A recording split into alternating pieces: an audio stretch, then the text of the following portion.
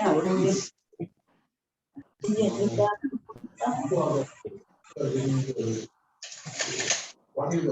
Who are we there? What is the ensure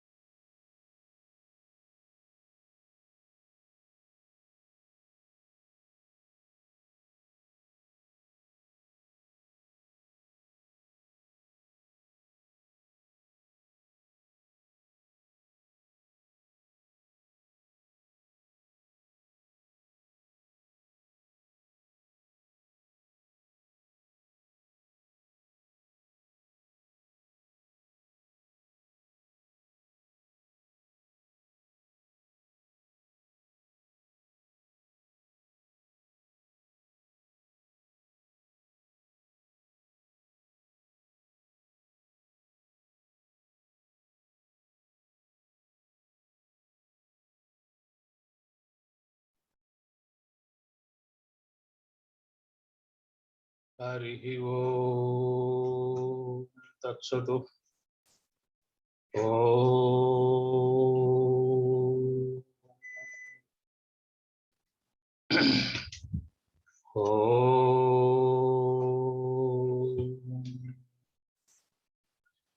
ओम गुरुर्ब्रह्मा गुरुर्विष्णुः गुरुरेव महेश्वरः गुरु साक्षात् परब्रह्म तस्मै श्री गुरवे नमः। अखंडमंडलाकारं व्याप्तं येन चराचरं तत्पदं दर्शितं येन तस्मै श्री गुरवे नमः।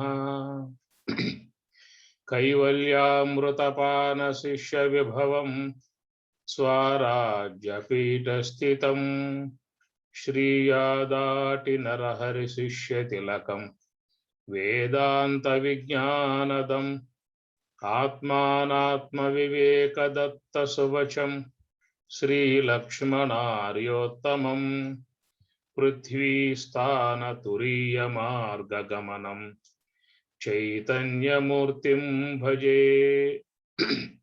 पृथ्वीस्थानतुरीयमार्गगमनं चैतन्यमूर्तिं भजे।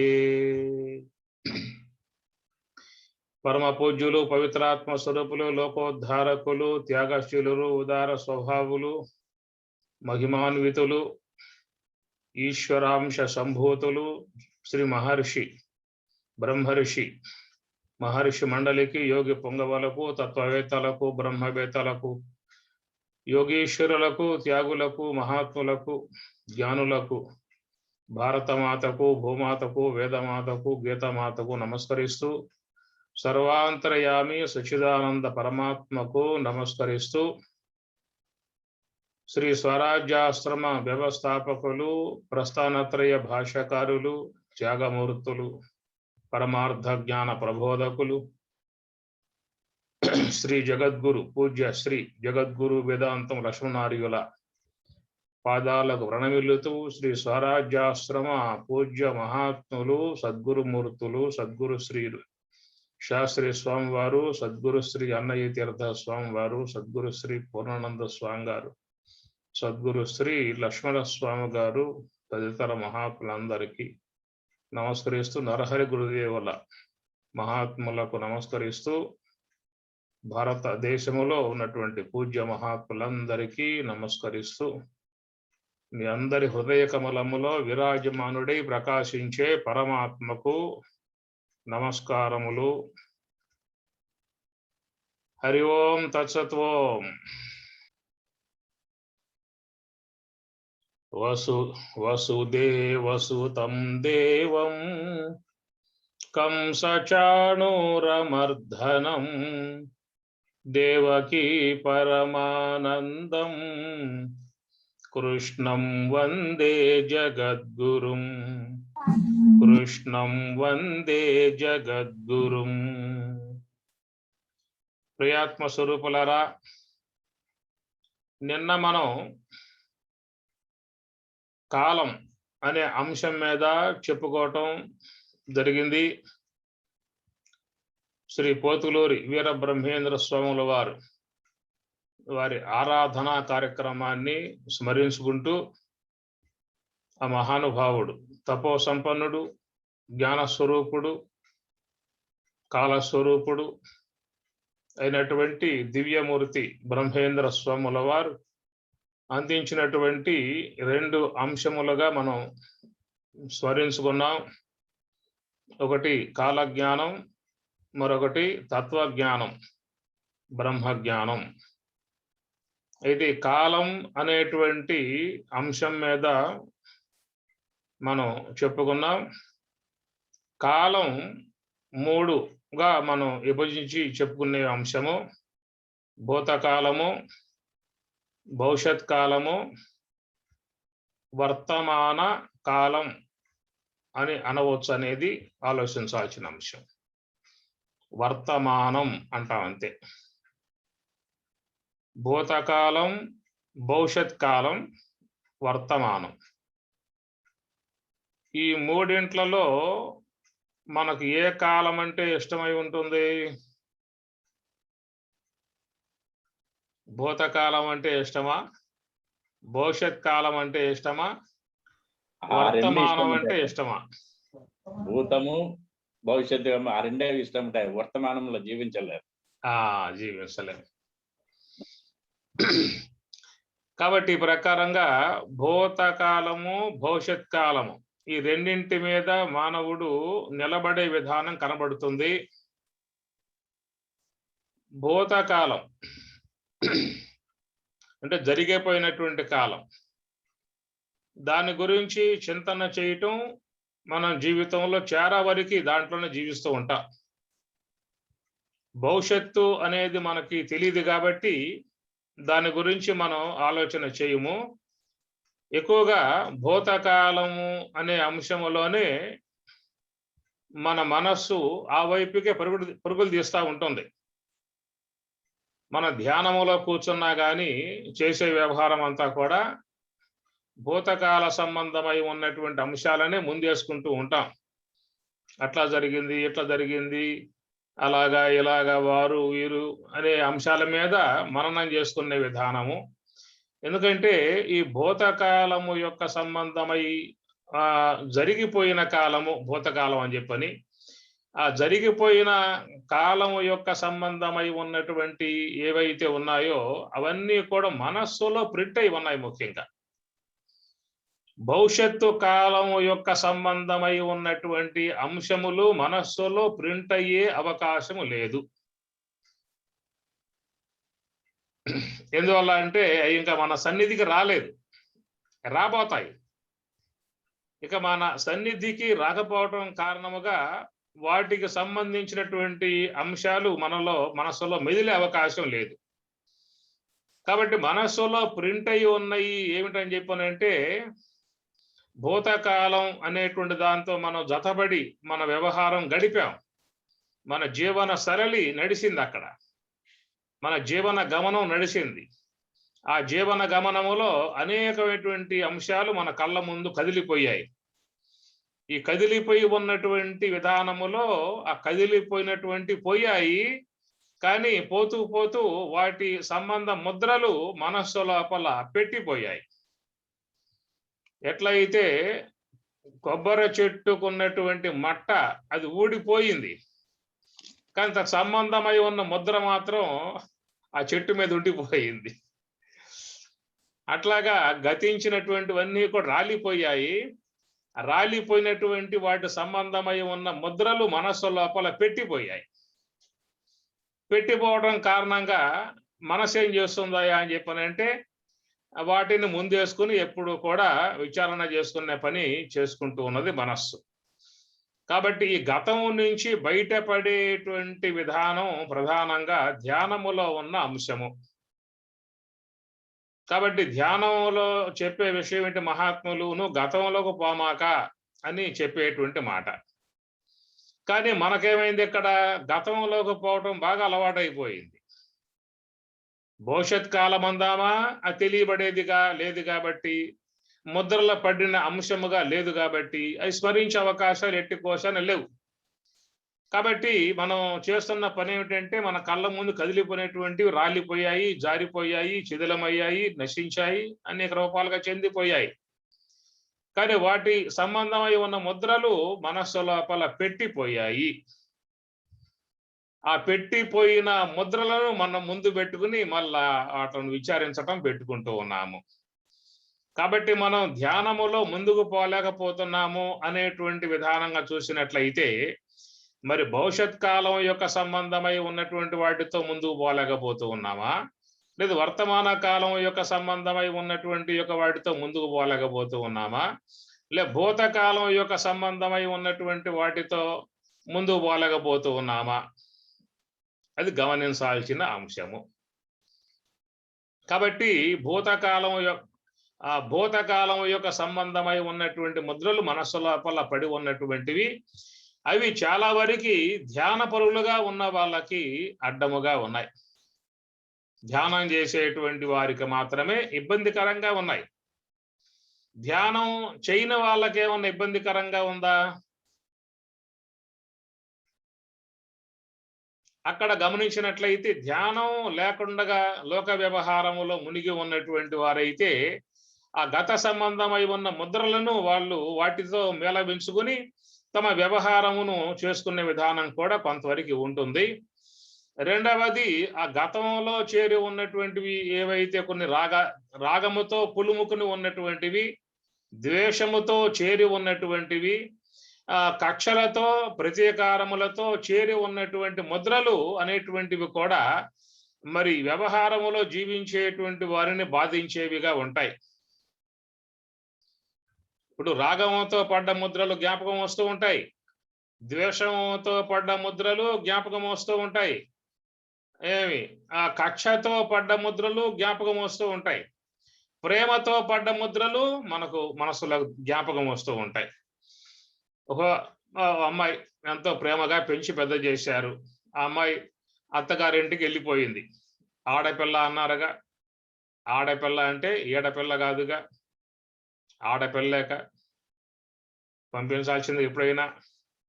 పంపించిన తర్వాత ఏమవుతుందని చెప్పని ఆ ముద్ర జ్ఞాపకం వచ్చినప్పుడు మనస్సంతా కూడా బరువైపోతుంది. ఎట్లా ఉంటుందో, ఏ విధంగా ఉన్నదో, ఎట్లా చూసుకుంటున్నారో అనేటువంటి మనస్సంతా కూడా బరువైపోయే అవకాశం ఏర్పడుతుంది. అట్లాగా రాగంతో పడ్డ ముద్రలు, ద్వేషంతో పడ్డ ముద్రలు, అసూయతో పడ్డ ముద్రలు, ప్రతీకారము, కక్షలు ఇలాంటివన్నీ కూడా లోపల చోటు చేసుకుని ఉన్నాయి. కాబట్టి మనస్సులో పడేటువంటి ముద్రలు చాలా వరకు మనకి సర్వసాధారణంగా పడే ముద్రల కంటే ఈ గుణాలతో మిళితమై ఉన్న ముద్రలు ఎక్కువ పడుతూ ఉంటాయి. మన మనస్సులో పడ్డ ముద్రలు గుణములతో మిళితమై ఉన్న ముద్రలు. అది ఒక వ్యక్తి నేను చాలాగా ప్రేమించాడు, నువ్వు ఆయన కూడా బాగా నమ్మావు, ఏదో అవసరము అని చెప్పి అన్నాడు, ఏదో కొంత డబ్బు అప్పుగా అడిగాడు, ఇదిగో ఇస్తాను అన్నాడు. మొహమాటానికి పోయి నీవు కూడా 2-3 లక్షలు ఆయన చేతుల్లో పెట్టేసేసావు, ఇస్తాడు కదని చెప్పి నమ్మావు. ఆ తర్వాత చూసినట్లయితే ఆ వ్యక్తి మరి అడ్రస్ లేడు,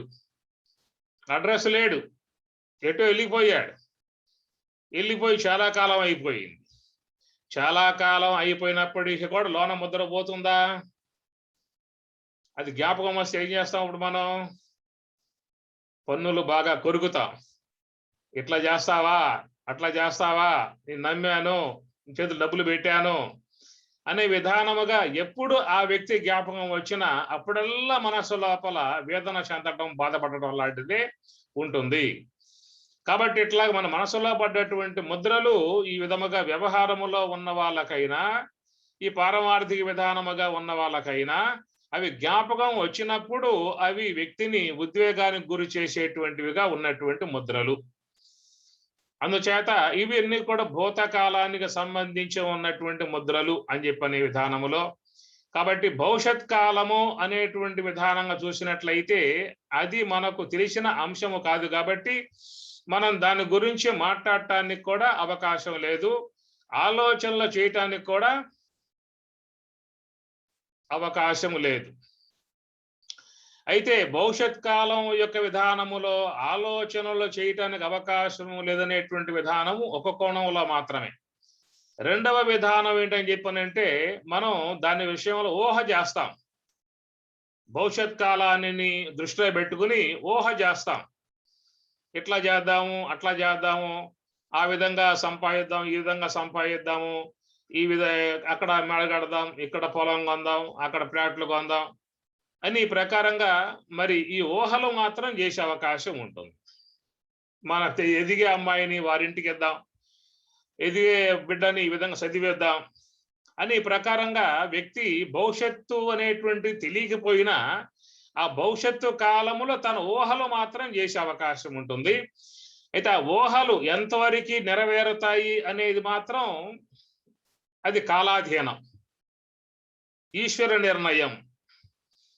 నిన్న చెప్పుకున్నాం మనం, ఆలోచించడం అనేటువంటిది జీవుని విధానం అయితే అవ్వటము అనేది ఈశ్వర నిర్ణయము అని చెప్పని. కాబట్టి అవ్వటం అనేది ఈశ్వర నిర్ణయము, అనుకోవటం అనేది మాత్రం జీవుని యొక్క విధానం.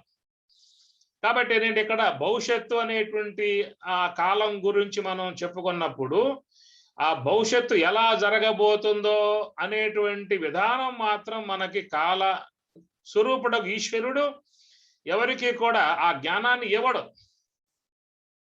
కానీ ఈశ్వరాంశ కలిగి ఉన్నటువంటి వారికి, ఎవరైతే ధ్యానములో ఉండి జీవత్వమును తొలగించుకొని ఈశ్వరత్వమును పొంది ఉన్నటువంటి వారికి మాత్రం ఆ జరగబో కాలములో ఏవైతే ఉన్నాయో అవి కూడా తెలియబడే అవకాశం ఈశ్వరత్వమును పొంది ఉన్నటువంటి యొక్క మహాత్ములకు మాత్రమే తెలుస్తుంది. కనుక జీవత్వములో ఉన్నటువంటి జీవుడికి అవిద్య మలిన సాత్వికమగు అవిద్యతో సంబంధం పడి ఉన్నటువంటి జీవునికి మాత్రం కాలస్వరూపుడు ఈశ్వరుడు. కాబట్టి ఈశ్వరుని యందు ఉన్నటువంటి అంశములు ఈ జీవుడికి మాత్రం తెలిసే అవకాశం లేదు. ధ్యానములో పైనుంచి యోగ సమాధిగా పొంది ఈశ్వరత్వమును పొంది ఉన్నటువంటి వారికి మాత్రమే భవిష్యత్తు జరగబోయేటువంటి అంశములు కూడా వాళ్లకు మాత్రం తెలిసే అవకాశము ఉంటుంది. కనుక ఆ కోణంలో మనం చెప్పుకున్నాం. అలాంటి మహాత్ములు బ్రహ్మేంద్ర స్వాములు, వేమన యోగి, సాయిబాబా, ఇంకా మలయాళ స్వాములు, లక్ష్మణార్యులు, ఇలాంటి వాళ్ళందరూ కూడా జరగబో అంశములు మాత్రం వాళ్ళు గ్రహించి ఉండే విధానము. కాబట్టి వాటి విషయమై వాళ్ళు గ్రహించి ఉన్నప్పటికీ కూడా అవి వాళ్ళు బయటికి వ్యక్తపరిచే విధానంగా మాత్రం చేయరు. ఎవరో కొద్ది మంది చేసే అవకాశం ఉంటుంది. అట్లా కొద్ది మంది చేసిన విధానమే మనకి కాలజ్ఞానం లాంటిది విధానముగా ఉన్నటువంటి విషయము. అందుచేత భవిష్యత్తు అనేటువంటిది మనం నిన్న చెప్పుకున్న అంశాన్ని, ఈ భవిష్యత్ కాలము అనేటువంటిది ఏమో ఈశ్వరుని యొక్క ఎరుకలో ఉంటుంది. భూతకాలము అనేది జీవుని యొక్క ఎరుకలో ఉన్నది. గతించింది కాబట్టి ఆ గతించిన కాలముతో ప్రయాణం చేసి వచ్చాడు కాబట్టి ఆ కాలములో ఏవైతే గతించిపోయాయో వాటి సంబంధమై ఉన్న అంశాలన్నీ వీడికి కొంతవరకు తెలుసు జీవుడికి అని చెప్పుకున్నాం. అందుచేత ఇక్కడ రెండు కాలములు, భూతకాలము, భవిష్యత్ కాలము. ఈ భవిష్యత్ కాలము అనేటువంటి విధానములో పయనించేటువంటి శాస్త్రం ఒకటి ఉన్నది. దాన్నే జ్యోతిష్ శాస్త్రము అన్నారు. మనం వాటిని ఏం చేస్తాం, జాతకములు అంటాం కదా. ఏ నక్షత్రంలో పుట్టాడో, ఎన్నో పాదంలో పుట్టాడో, ఎన్ని గడియల్లో పుట్టాడో అవన్నీ కూడా ఇచ్చినట్లే జ్యోతిష్ శాస్త్రజ్ఞులు ఆ లెక్కలన్నీ కూడా వేసి వాడి జాతకం చెప్పే విధానం లాంటిది. అంటే భవిష్యత్తులో జరగబోయే అంశాల విషయమై జ్యోతిష్ శాస్త్రం కొంతవరకు పయనించే విధానం కనబడుతుంది మనకి. భాగవతంలో చూసినట్లయితే పరీక్షిత్ మహారాజు పుట్టినప్పుడు మరి అక్కడ ఆయన జాతక విధానాన్ని గురించి అడిగినప్పుడు పండితులు చెప్పిన మాట, అయ్యా ఈయన భూమండలాన్ని చాలా శాంతియుతముగా పరిపాలన చేస్తాడు, ధర్మం 4 పాదాల ఏలుతాడు, కానీ చివరికి ఆయన సర్పము యొక్క కాటు చేత ఆయన చనిపోయే విధానం ఉంటుంది అనేటువంటి విధానముగా పరీక్షిత్ మహారాజు జాతక చక్రాన్ని వేసి వాళ్ళు చెప్పడం లాంటిది భాగవతంలో వచ్చేటువంటి అంశము. అట్లనే శుద్ధోదన మహారాజు కుమారుడు, ఆయన పేరేమిటి, సిద్ధార్థుడు. సిద్ధార్థుడు యొక్క జాతకం కూడా రాజు అడిగినప్పుడు జ్యోతిష్ శాస్త్రజ్ఞులు చెప్పారు, ఈయన చాలా గొప్పవాడు, అయితే ఈయన యొక్క జాతక విధానాన్ని బట్టి ఈయన గొప్ప చక్రవర్తి కావచ్చు, లేక సమస్త రాజ్యాన్ని త్యజించి సన్యాసి అయినా కావచ్చు అనే విషయంగా చెప్పినప్పుడు ఆ రాజుగారు చాలా జాగ్రత్తలు పడ్డాడు. కాబట్టి వైరాగ్యానికి హేతువుగా ఉండేటువంటి ఏవైతే ఉన్నాయో అవన్నీ కూడా దగ్గరకు రానివ్వకుండా ఆయనని కేవలం ఒక ప్రవృత్తి మార్గముగా పెట్టి, అంటే వైరాగ్య సంబంధమై ఉన్న అంశాలు కాకుండా ఆయన కేవలం విలాసవంతమై ఉన్నటువంటి జీవన విధానంలో మాత్రం పెట్టేటువంటిదిగా మనకి బుద్ధ చరిత్రలో వచ్చేటువంటి అంశము. కనుక శుద్ధోదన మహారాజు కుమారుడు సిద్ధార్థుడు మరి ఆ ప్రకారంగా ఆ జాతకం చెప్పిన ప్రకారంగా చివరికి ఆయన మరి ఆ రాజ్యాధికారం కాకుండా మహా వైరాగ్యమూర్తిగా సన్యాస మార్గంలో పయనించి ఓ బౌద్ధ మతాన్ని కూడా స్థాపించి దేశాలు ఆయన మరి తన యొక్క మతాన్ని విస్తరింపజేశాడు. ఇట్లాగా చూసినట్లయితే ఈ జాతకములు అనేటువంటి జ్యోతిష్ శాస్త్ర విషయాలలో మనకి వస్తున్నటువంటి అంశాలు. అంటే ఇది ఎంతవరకు కరెక్టు, ఎంతవరకు వాస్తవం కాదు అనేటువంటి వాటి మీద కూడా వాదోపవాదాలు ఉన్నాయి. ఎప్పుడూ కూడా ఒక విశ్వాసం అనే అంశాన్ని నమ్మి పయనించే వాళ్ళు ఉంటారు, దానిని తిరస్కరించి ఇదంతా తప్పనేటువంటి విధానాలుగా ఎప్పుడూ ఉండే విధానమే. వేదాంతంలో కూడా, ఆస్తిక సిద్ధాంతంలో కూడా నమ్మకస్తులు ఉంటారు, నమ్మకం లేని వాళ్ళు ఉంటారు. ఆ విషయాలు పక్కన పెట్టేద్దాము, అది తర్వాత మనం చూసుకోవచ్చు కావాలని చెప్పానంటే. ఇక్కడ భవిష్యత్తు కాలము కనుక భవిష్యత్తులో ఏం జరగబోతుంది అనేటువంటి విషయాల మీద కొంత పరిశీలనాంశముగా చెప్పుకొచ్చేటువంటి విధానముగా చూసినప్పుడు, ఇప్పుడు మనం చెప్పుకున్నాం కదా, ఎవరైతే ధ్యానములో ఉండి ఈశ్వరాంశమును పొందారో, ఈశ్వరాంశమును పొంది ఉన్నటువంటి వారు మాత్రము ఆ భూతకాలంలో, ఆ భవిష్యత్ కాలంలో ఏం జరగబోతూ ఉన్నాయో వాటిని చెప్పగలిగే విధానం మహాత్ములు, బ్రహ్మవేత్తలు అని చెప్పిన అన్న. ఇక రెండవ పక్షంగా వచ్చినట్లయితే ఇక్కడ మరి జ్యోతిష్ శాస్త్రము, ఆ జాతక చక్రాలన్నీ కూడా వేసి, ఇప్పుడు మన ఇంట్లో ఒక శుభకార్యం అని చెప్పి అన్నప్పుడు, మరి అబ్బాయి అమ్మాయి అని చెప్పి అన్నప్పుడు ఇద్దరు కలిసి ఉంటారా, అన్యోన్యంగా ఉంటారా, ప్రేమాతిశయంగా ఉంటారా, ప్రశాంతం కాపురం చేసుకుంటారా, లేక ఎలుక పిల్లిలాగా జీవితాంతం కొట్టుకోవడంగా ఉంటారా అనే విధాయకాలలో ఈనాడు మరి చాలా వరకు కుటుంబాలలో వివాహం అనేటువంటి సందర్భం వచ్చినప్పుడు ఎంత విశ్వాసం లేకపోయినా పిల్లల యొక్క జాతక విధాయకాలు మాత్రం చూపించే విధానం గృహాలలో ఉందా లేదా? ఉన్నది. ఇప్పుడు మనం ఏదైనా విషయం వస్తే ఎక్కడ జాతకాలు ఇవన్నీ కూడా అంత అని చెప్పని కొట్టేస్తాం. కానీ మన దాకా వచ్చినప్పుడు మాత్రం ఏమో పెద్దలు చెబుతూ ఉన్నారు, ఒక కన్యాస్తే పోతుంది కదా, ఏదో చూపిస్తే పోతుంది కదా, పిల్లలు బాగా ఉండాలి కదా జీవితంలో, రేపు మళ్ళా వాళ్ళు జాతకాలు కలవకుండా కొట్టుమిట్టు ఆడుకుంటూ ఉంటే ఆ గొడవలు తీర్చే సమస్య మనకెందుకు కూడా ఇదని చెప్పిన ఉద్దేశంతో ఈ విధంగా ఆలోచించే విధానం లోకంలో ఉంటుంది. కాబట్టి భవిష్యత్తు యొక్క అంశముల మీద కొంత పరిశీలనాత్మకముగా మరి చూసే విధానం జ్యోతిష్ శాస్త్రంలో ఒకటి కనబడతా ఉన్నది. తర్వాత భవిష్యత్తుకు సంబంధించినటువంటి విధానాలలో ఇంకా ఏమన్నా శాస్త్రాలు అంటే హస్త సాముద్రిక శాస్త్రం ఉంటుంది. మళ్ళా హస్త సాముద్రిక శాస్త్రం కూడా, అది కూడా వాళ్ళు పకడ్బందీగా చెప్పుకొచ్చే విధానాలు ఉంటాయి. రేఖలు చూసి ఆ రేఖలను బట్టి వారి జాతక విధాయకం అంతా కూడా చెప్పే విధానం కనబడతా ఉన్నది. అయితే దాని మీద నమ్మకము, అనమ్మకములు అనేటువంటి వ్యక్తిగత సంబంధమై ఉన్నటువంటి అంశములు. అయితే శాస్త్రములు మాత్రము ఉన్నాయి అని చెప్పుకుంటూ ఉన్నాం విషయం ఇక్కడ. అంటే భవిష్యత్తుకు సంబంధించిన అంశాలు ఏమన్నా ఉన్నాయా? ఇప్పుడు భవిష్యత్తులో ఏం జరగబోతుందో మనకేమీ తెలియదు. మీకేమన్నా కొంత జ్ఞానం కలిగిందేమో నాకు తెలియదు, కానీ నాకు మాత్రం లేదు. అందుచేత భవిష్యత్తులో అది చేద్దాం, ఇది చేద్దాం, అట్లా అవుదాం, ఇట్లా అవుదాం అనే ఊహల మాత్రం లోకంలో అందరికీ ఉండే విధానమే. కాబట్టి భవిష్యత్తు యొక్క విధానాన్ని దృష్టిలో పెట్టుకుని ఆ శాస్త్రములు కొన్ని బయలుదేరాయి. అవి జ్యోతిష్ శాస్త్రం కావచ్చు, హస్త సాముద్రిక శాస్త్రం కావచ్చు, ఇంక ఇలాంటివి చాలా ఉన్నటువంటి అంశములు. సరే, ఎప్పుడూ కూడా మానవుడు తాను ఆలోచించేది భవిష్యత్తులో జీవితం బాగా ఉండాలి అని కోరుకుంటూ ఉంటాడు. ఈ గతాలని ఆలోచించే విధానముగా చేసుకుంటూ ఉంటాడు. అందుచేత ఈ రెండు కాలములు అనేటువంటి విధానంలో మనం ప్రయాణం చేస్తూ ఉన్నాము. అందువల్ల భూతకాలము, భవిష్యత్ కాలము అనేటువంటివి. అయితే వర్తమాన కాలము అనేటువంటి దాని గురించి చెప్తాను అని చెప్పనంటే వినే వాళ్ళు ఎవరైనా ఉన్నారా? భవిష్యత్ కాలంలో జరగబోయేటువంటివి నేను చెబుతాను అని చెప్పి అన్నట్లయితే ఉత్సాహపడే వాళ్ళు లోకంలో ఉంటారా, ఉండరా? సాధారణంగా ఉంటారు. ఏం చేస్తారు చూద్దాం, భవిష్యత్ కాలంలో ఏం జరగబోతూ ఉన్నాయో, మరి ఏమి చెప్పబోతాడో అనే ఉత్సాహం చూపించే అవకాశం ఉంటుంది.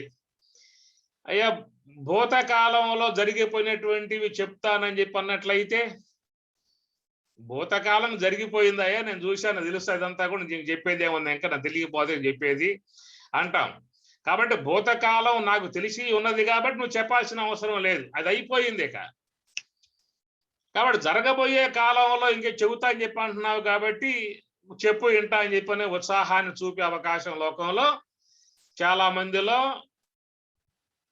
ఉంటుందా? భూతకాలంలో ఏం జరగబోతూ ఉన్నదో అనే విషయంగా అన్నప్పుడు సిద్ధాంతో మహాత్ముడు లేకపోతే యోగులో అన్నప్పుడు స్వామి చెప్పండి అని చెప్పని ఉత్సాహం చూపించే విధానం ఒకటి కనబడతా ఉంటుంది. అయితే వర్తమాన కాలములో ఉన్న అంశాన్ని చెప్తాను వింటారా అని చెప్పనంటే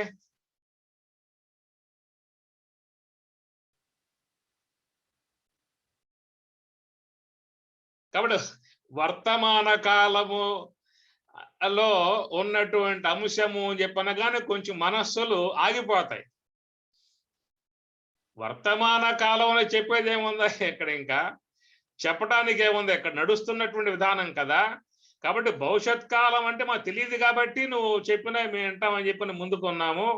ఇక భూతకాలం అంటే మాకు తెలిసిన అంశమే కాబట్టి నువ్వు చెప్పాల్సిన అవసరం మాకేమీ లేదు, అది అయిపోయింది, గతించిపోయింది అని చెప్పనే విధాయకాలుగా ఉన్నాం. కానీ వర్తమాన కాలములో ఉన్నటువంటి అంశము అనేటువంటిది తాత్విక అంశము. భగవద్గీత ఉపనిషత్తులు జ్ఞానమై ఉన్నటువంటి అంశమంతా కూడా అది భూతకాలానిదా, భవిష్యత్ కాలానిదా, వర్తమాన కాలానిదా? వర్తమాన కాలం.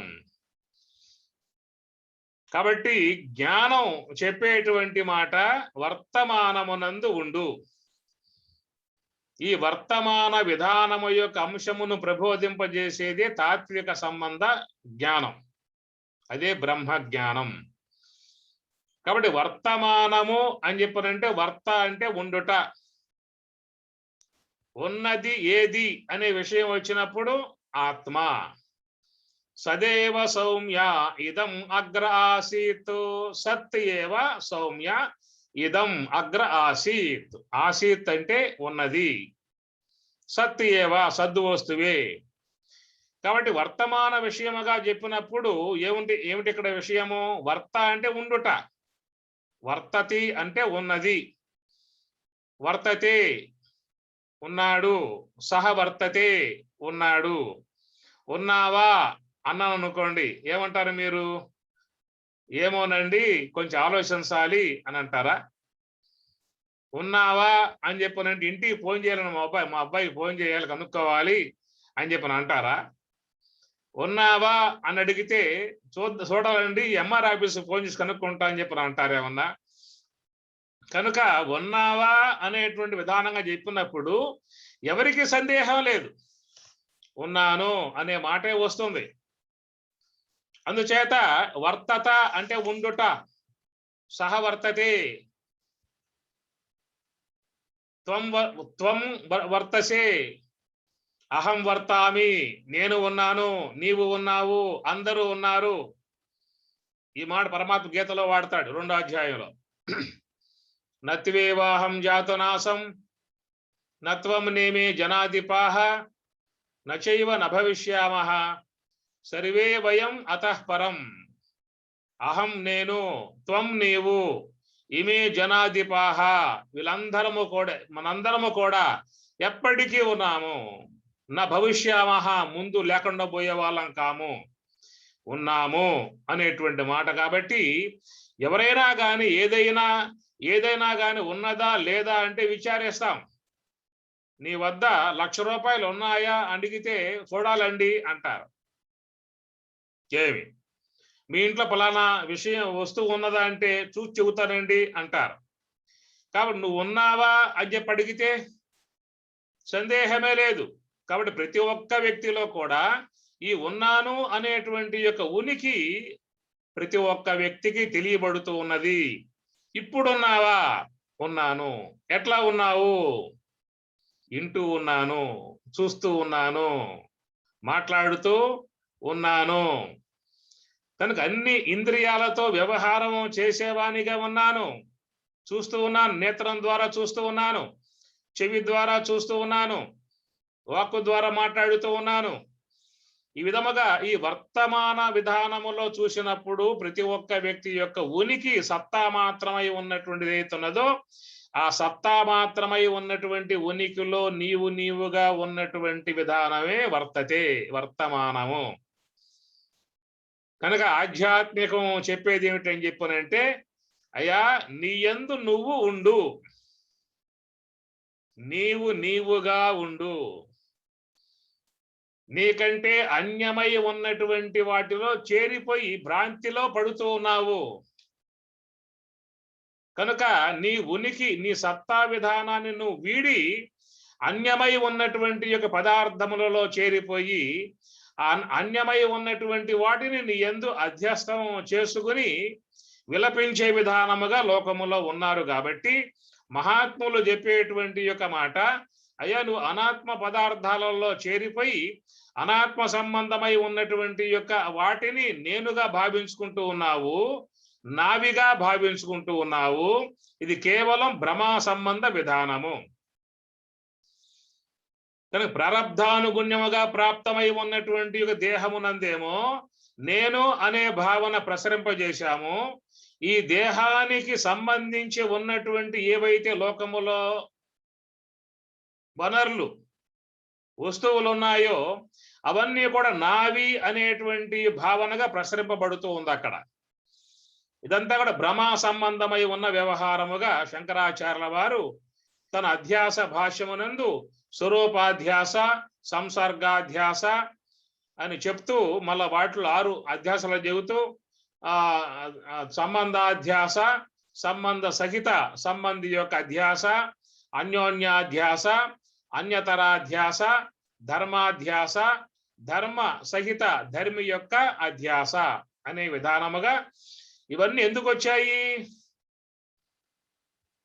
నీ స్థితిని నువ్వు విడిచిపెట్టావు, నీలో నువ్వు ఉండకుండగా అక్కడి నుంచి జారావు.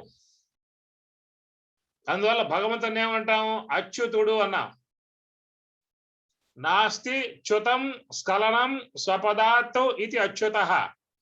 స్వపదాత్ తన స్వపదము నుండి జారకుండగా ఉన్నటువంటి విధానం గలవాడు కాబట్టి కృష్ణ పరమాత్మని ఏమన్నాం? అచ్యుతుడు అన్నాం. ఇక్కడేమైంది? చ్యుతుడు. నీ స్థితి నుంచి నువ్వు జారావు. కనుక ఆ జారి ఏమవుతున్నావు అంటే భూతకాలానికి పోతూ ఉన్నావు, భవిష్యత్ కాలానికి పోతూ ఉన్నావు. భూతకాలానికి పోవటం అంటే గతించినటువంటి యొక్క అంశాలని తవ్వకాలు చేసే విధానముగా ఆ పని పెట్టుకుంటూ ఉన్నావు. జరగబోయేటువంటివి నీకు ఎట్లా జరుగుతాయో తెలియకపోయినప్పటికీ కూడా వాటిని ఊహలు చేసే విధానముగా అటుపోతూ ఉన్నావు. అందుచేత ఈ ప్రకారముగా లోకంలో చాలా వరకు మానవ సముదాయం అంతా కూడా జరిగిపోయినటువంటి యొక్క వాటి మీదకు, జరగబోయేటువంటి వాటి ఊహల మీదకు పోయేటువంటి విధానము. కానీ వర్తమానమునందు మాత్రమే ఉన్నటువంటి విధానము యోగి.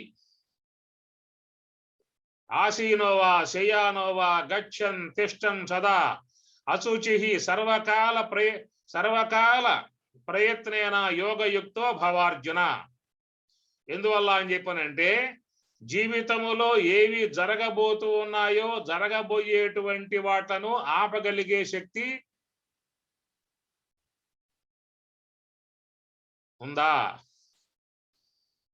కాగల పనులెల్ల కాకెట్లు పోవును, కాని పనులు కానే కావు భువిని, మహిమ వేరెగలదు మన తోడనున్నదా, విశ్వదాభిరామ వినరవేమా. అందువల్ల రేపు ఏమి జరగబోతున్నదో అది జరిగే తీరుతుంది. ఎంత విలపించినా జరగకుండా మాత్రం పోదు.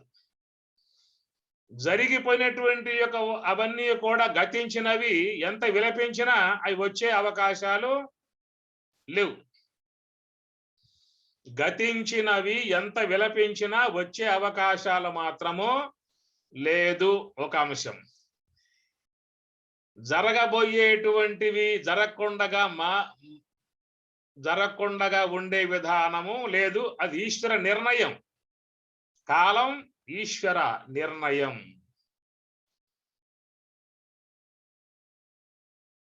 అర్జునుడు ఏడుస్తూ ఉంటే కృష్ణుడు చెప్పింది అదే. అయ్యా, ఇదంతా కాలములో ముడిపడి ఉన్న వ్యవహారము, నువ్వు ఎంత విలపించినా జరిగేది జరక్క మానదు అని చెప్పినాడు. అందుచేత మనం భూతకాలములోకి పోయి చేయగలిగింది ఏమీ లేదు, గతించింది కాబట్టి.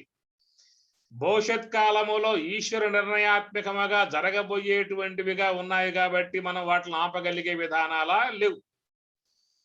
ఇప్పుడు మీకు ఒక విషయం చెప్పారు, వాతావరణం శాఖ వారు, అయ్యో పెద్ద తుఫాన్ రేగింది, ఉద్దుతు తుఫాను, అది 150 కిలోమీటర్ల వేగంతో రాబోతా ఉన్నది అని చెప్పి అన్నారు.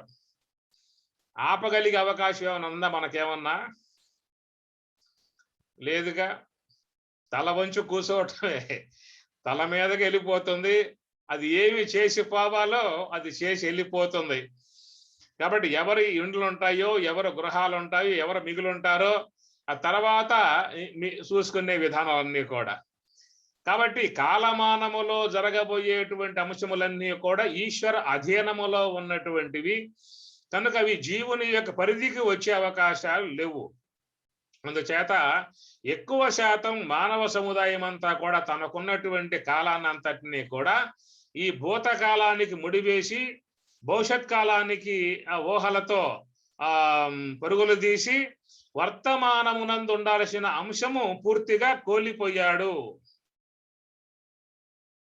వర్తమానమునందు ఉండాల్సిన అంశం పూర్తిగా కోల్పోయాడు.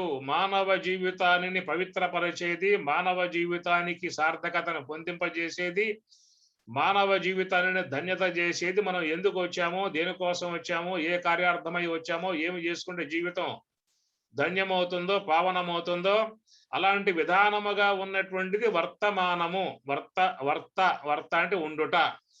కాబట్టి నీ యందు నువ్వు ఉండగలిగే విధానముగా ఉండగలిగితే ఆ వచ్చేవన్నీ కూడా నీ మీదకి వెళ్ళిపోతాయి. అందుచేత యోగులై ఉన్నటువంటి వారు ఉండేది ఎక్కడ? భూతకాలమా భవిష్యత్ కాలమా యోగులు ఉండేది? వర్తమానం. ఎప్పటికప్పుడు వాళ్ళు తమ ఉనికిలో తాను ఉంటారు, తన స్థితిలో తాను ఉంటారు. భగవద్గీత చెప్పింది ఇదే. అయ్యా, నేను చెప్పేటువంటి విధానములు నువ్వు ఉండు అని చెప్పి అంటూ ఉన్నది.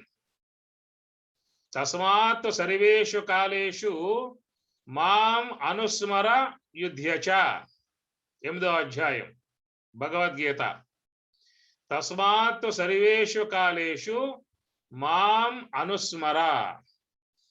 తస్మాత్ సర్వేషు కాలేషు యోగయుక్తో భవార్జున. యోగములో ఉండు అని చెప్పని. కాబట్టి ఈ ప్రకారముగా మరి జీవిత పరమార్థం సాధించుకోవటానికై ఉన్నటువంటి అంశము వర్తమానము. కాబట్టి భూతకాలము భవిష్యత్ కాలములు అనబడేటువంటివి జీవన పరిధిలో ఏ మేరకు ఎంతవరకు అనేటువంటి ఉండాలో మనం ఆ పరిధిని గమనికలో ఉండి చేసినట్లయితే మనం వర్తమానమునకై కొంత విధానాన్ని సమకూర్చుకున్నటువంటి వాళ్ళము అవుతాము. పర్లేదా? వర్తమానమునందు భూతకాలమునందు ఎంతవరకు మనం ఏ మేరకు ఉండగలగాలో అంతవరకు మాత్రమే పరిమితం చేసుకుని మిగతా భాగాన్ని మనం కూడదీసుకున్నట్లయితే మనం వర్తమానములో పొందగలిగేటువంటి యొక్క అంశాన్ని పొందటానికి కొంత దగ్గరయ్యే అవకాశం ఏర్పడుతుంది. లేదన్నట్లయితే పూర్తి సమయాన్ని మనం కోల్పోయినటువంటి వాళ్ళమై పారమార్థికమునకు దూరమైనటువంటి వాళ్ళం అవుతాము.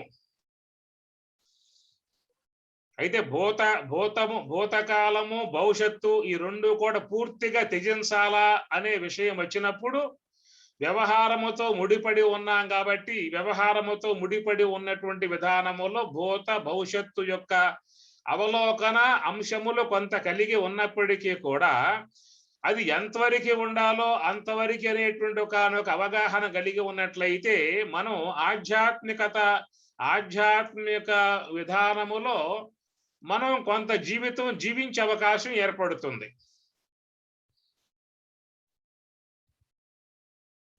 అర్థమైందా?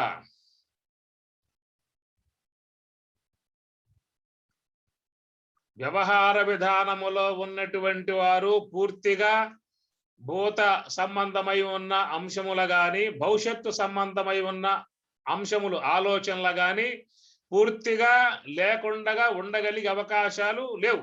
వ్యవహార విధానములో చేరి ఉన్నారు కాబట్టి భూత సంబంధము, భవిష్యత్ సంబంధము ఈ రెండింటికి పూర్తిగా వాటిని పక్కన పెట్టేసి కేవలం వర్తమానమునందు మాత్రమే ఉండే విధానము అని చెప్పి అన్నప్పుడు పూర్తి వైరాగ్యం కలిగి, పరిపూర్ణ వైరాగ్యం కలిగి నివృత్తి మార్గంలో పయనించేటువంటి యోగులుగా భావించేటువంటి వాళ్ళ యందు వర్తించే అంశముగా గమనించవచ్చు. అంటే మనం కొంత ఇక్కడ పూర్వాపరాలు కూడా రెండు ఆలోచించాల్సి ఉంటుంది. ఎందుకంటే వాళ్ళు సమస్తం కూడా త్యజించారు, కేవలం వాళ్ళది ఏంటంటే నివృత్తి మార్గమే. ఇక వాళ్ళకి ఏ వ్యవహారము లేదు, ఏ సంసారము లేదు, ఏ అవగేషణ లేదు, వెనక ముందు ఆలోచించాల్సిన అవసరం లేదు. కాబట్టి వాళ్ళు ఎల్లవేళలా కూడా మనస్సుని కేవలం వర్తమానమునందు వర్తతే ఉండుట, కేవలం ఒక తన యందు మాత్రమే తాను ఉండే విధానముగా వాళ్ళు ఉంటారు. అది పూర్తి వైరాగ్యం అని చెప్పి అన్నారు. వాళ్ళు లోకంలో ఉన్నారు. కానీ ఇక్కడ మరి సంసారాదులు పెట్టుకుని వ్యవహారాన్ని పెట్టుకుని చేసేటువంటి విధానాలు ఉన్నాయి. కాబట్టి వీళ్ళు కొంతవరకు భూతకాలం గురించి, భవిష్యత్ కాలం గురించి కొంత ఆలోచించాల్సిన ఆవశ్యకత ఉందా లేదా? వ్యవహారం ఉన్నది కాబట్టి, సంసారాదులు ఉన్నాయి కాబట్టి, సంసారములో ఉన్నటువంటి వాళ్ళ భవిష్యత్తు గురించి ఆలోచించాల్సిన ఆవశ్యకత ఉన్నది కాబట్టి కొంత ఆలోచించాల్సి ఉంటుంది. అయితే పూర్తిగా దానికే కేటాయించామనుకో, ఇక వర్తమానములో ఉండేటువంటి విధానం పూర్తి కోల్పోతాం.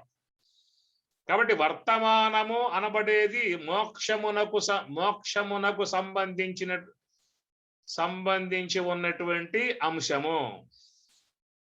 గుర్తుపెట్టుకోండి, వర్తమానం అనేది మోక్షముతో సంబంధం పడి ఉన్నటువంటి అంశము.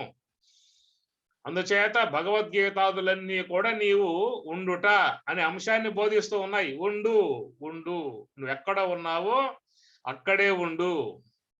ధ్యానం అనేది అదే. మెడిటేషన్ అన్నా, ధ్యానం అన్నా, యోగం అన్నా ఇవన్నీ కూడా చెప్పే విధానము నువ్వు ఎక్కడైతే ఉన్నావో అక్కడే ఉండు అనే అంశాన్ని మనం జీవితంలో ఈ భాగములో చేరి ఉండేటువంటి విధానాన్ని మనం సమకూర్చుకోవాలి అనేటువంటి. కనుక వర్తమానమునందు ఉండుట అని చెప్పనంటే అహం, నేను, ఆ నేను యొక్క ఉనికిలో ఉండుట. ప్రధానముగా రమణ భగవానుల వారి ఉపదేశ సారములో వచ్చేటువంటి మాట ఇదే. అహం, నేను, నేనుని విచారించు అంటాడు గారు. నేనుని విచారించు, నేనెవరో గ్రహించు, ఆ నేనులో చేరి ఉండు. ఆ నేనే అహం బ్రహ్మాస్మి. కనుక ఆ నేనుకు దగ్గర అయ్యే విధానం ఏమిటి? భవిష్యత్ గురించి ఆలోచిస్తే నేనుకు దగ్గరయ్యే అవకాశం లేదు. భూతకాలాన్ని గురించి ఆలోచనలు చేస్తే నేనుకు దగ్గరయ్యే అవకాశం లేదు. ఈ భవిష్యత్తుని భూతకాలాన్ని రెండు కూడా పక్కన పెట్టిన అంశమే వర్తమానం. అది ధ్యానములో చేరి ఉన్నటువంటి అంశం. అది ఆ విధముగా ఉన్నప్పుడేమవుతావు నీవు? ఈ అనాత్మ నుంచి విడబడి క్రమంగా నీ స్వరూపములో చేరిపోయే విధానం నీకు ఏర్పడుతుంది. ఇంద్రియాని పరాణ్యాహు ఇంద్రియేభ్యః పరం మనః మనసస్తు పరా బుద్ధి యో బుద్ధేః పరతస్తు సహ ఏవం బుద్ధేః పరం బుద్ధ్వా సంస్తభ్యాత్మానమాత్మన జఘి శత్రుం మహాబాహో. భగవద్గీత లో పరమాత్మ చెప్పే అంశము ఇంద్రియాని పరాన్యాహు ఇంద్రియేభ్య పరం మనః మనసస్తు పరా బుద్ధి యో బుద్ధేహే పరతస్తు సహా. ఎడిపోయింది ఇది? భవిష్యత్ వైపుకు పోయిందా? భూతం వైపుకు పోయిందా? ఎక్కడుంది ఇది? వర్తమానం.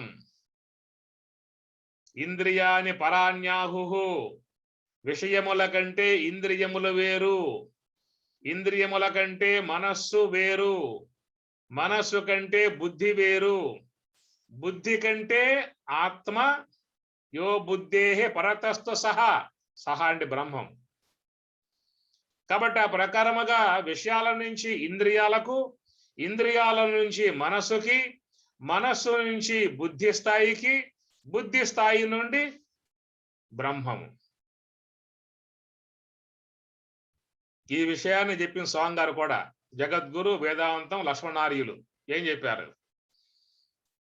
స్థూల దేహము నుండి శ్వాస, శ్వాస నుండి కుండలిని, దాని నుండి సంకల్ప శక్తి, దాని నుండి మనస్సు కాడకి, మనస్సు నుంచి బుద్ధి వద్దకు, బుద్ధి నుంచి జీవుని వద్దకు, జీవుని నుండి ఈశ్వరుని వద్దకు, ఈశ్వరుని నుండి శుద్ధ బ్రహ్మము. ఈ విధానం ఎక్కడ ఉంటే, భూతకాలంలో ఉంటే నీకు సాధ్యమవుతుందా? భవిష్యత్ కాలంలో ఉంటే సాధ్యమవుతుందా? ఎక్కడ ఉంటే సాధ్యమవుతుంది అన్న అంశం.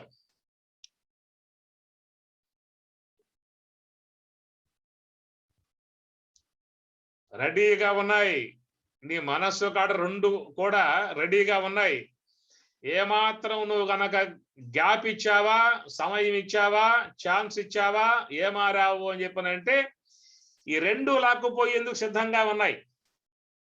భూతకాలం అన్నా లాక్కుపోతుంది, భవిష్యత్ కాలం అన్నా. ఇక్కడ భూతకాలం భవిష్యత్ కాలం అని చెప్పనంటే ఈ రెండింటికి సంబంధించి ఉన్నటువంటి ఆలోచన భాగం. భూతకాల సంబంధమై ఉన్న ఆలోచన భాగం, భవిష్యత్ కాల సంబంధమై ఉన్న ఆలోచన భాగం.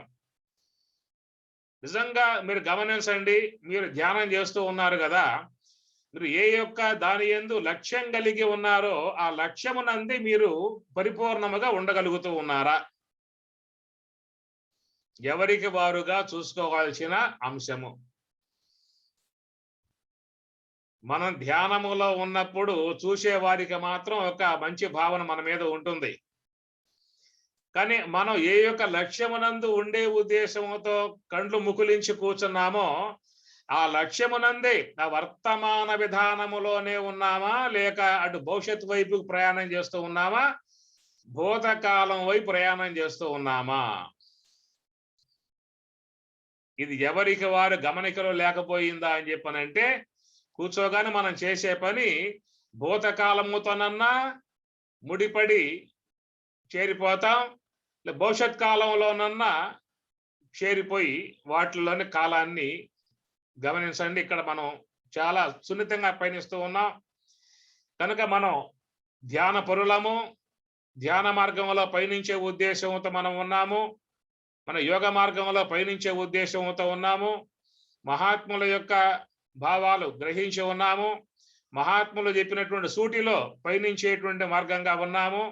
కనుక మహాత్ములు సూచించినటువంటి భగవద్గీత గాని, ఉపనిషత్తులు గాని, తత్వవేత్తలు గాని, బ్రహ్మవేత్తలు గాని సూచించినటువంటి యొక్క విధానములో మనం ఎంతవరకు పర్ఫెక్ట్ గా ఉండగలుగుతున్నాము అనేటువంటి విధానం, అది వర్తమానం చాలా సూక్ష్మ భాగముగా చేరి ఉన్నటువంటి అంశము.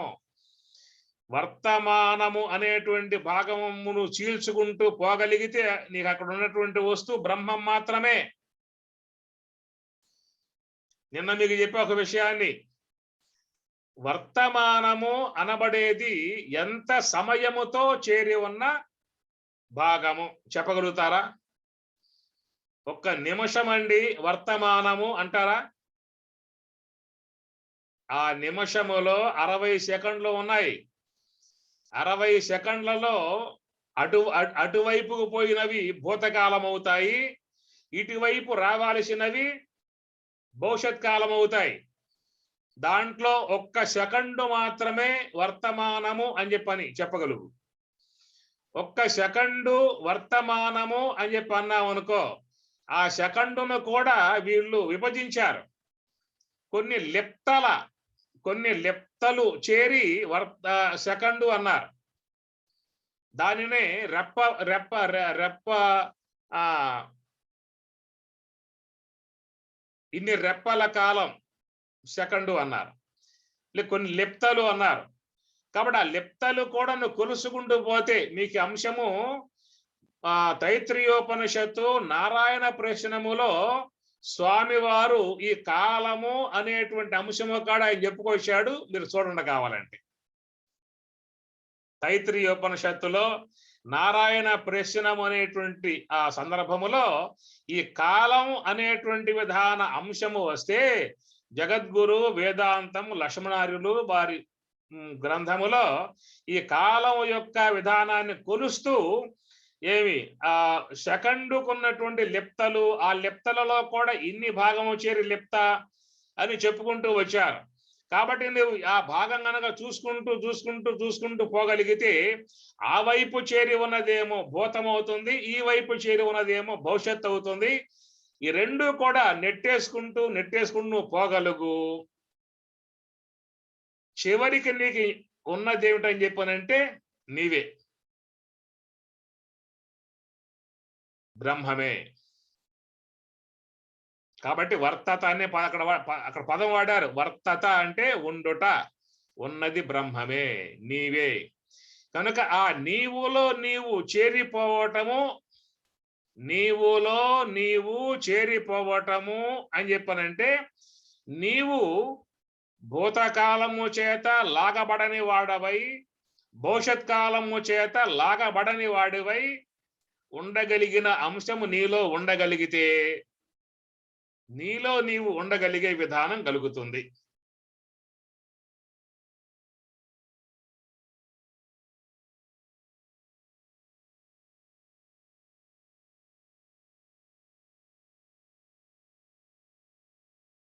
అందుచేత మరి ఈ వర్తమానము అనే విధానంలో సీతారామన్య సంవాదంలో రాముడు చెప్పామాట.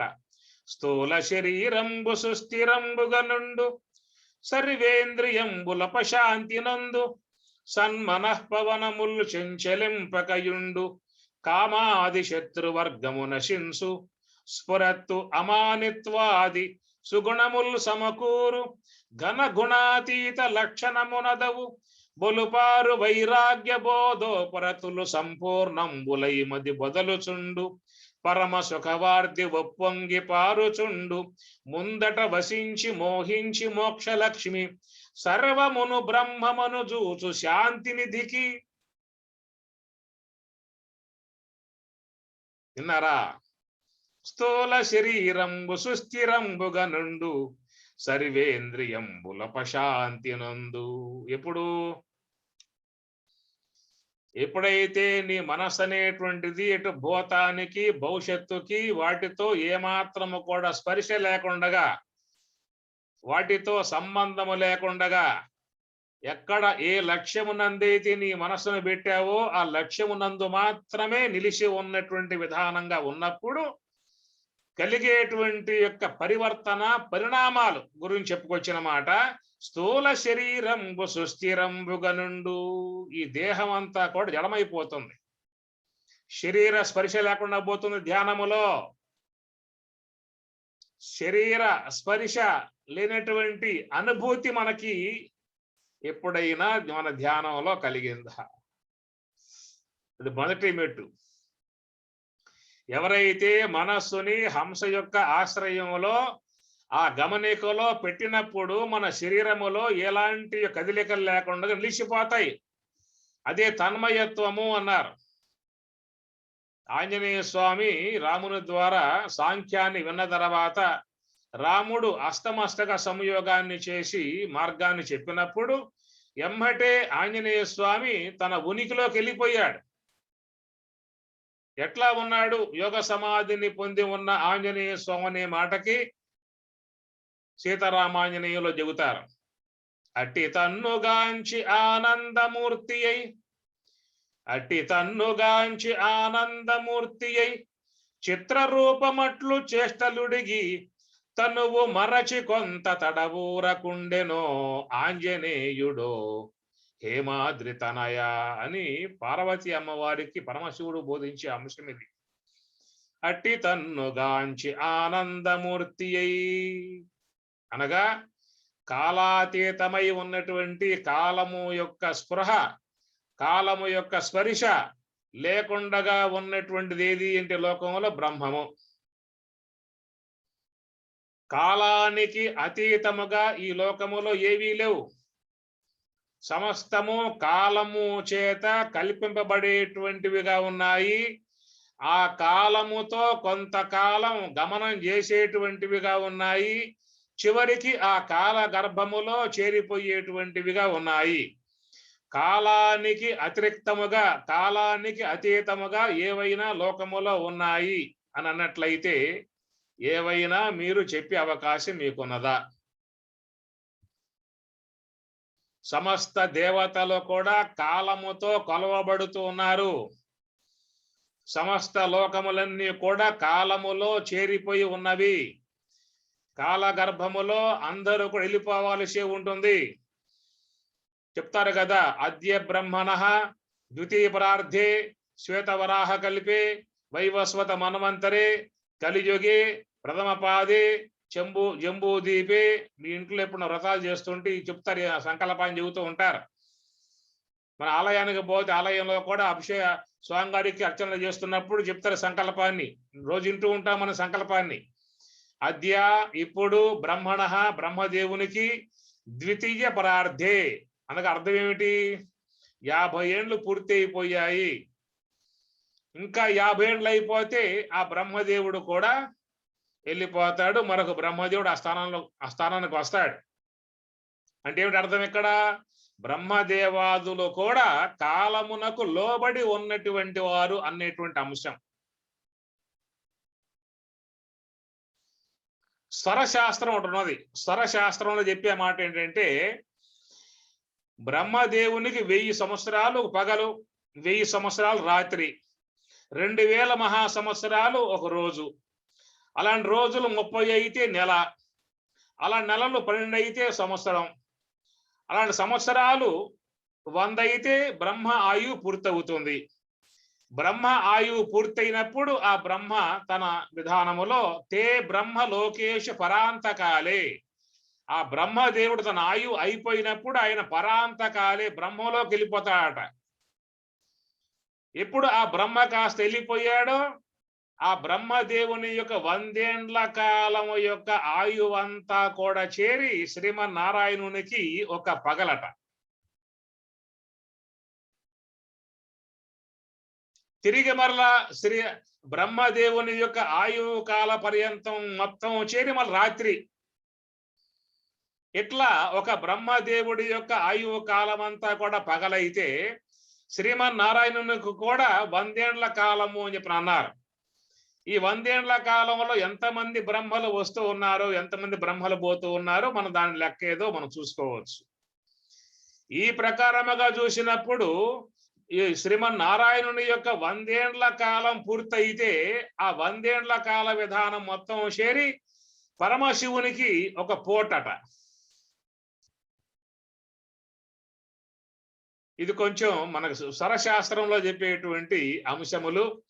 కనుక ఎంతమంది బ్రహ్మలు వచ్చారో, ఎంతమంది విష్ణువులు వచ్చారో, ఎంతమంది రుద్రులు వచ్చారో, ఎంతమంది పోయారో అనంత కాలముగా సాగిపోయే విధానముగా చెప్పేటువంటి యొక్క మాట మీరు గమనించండి.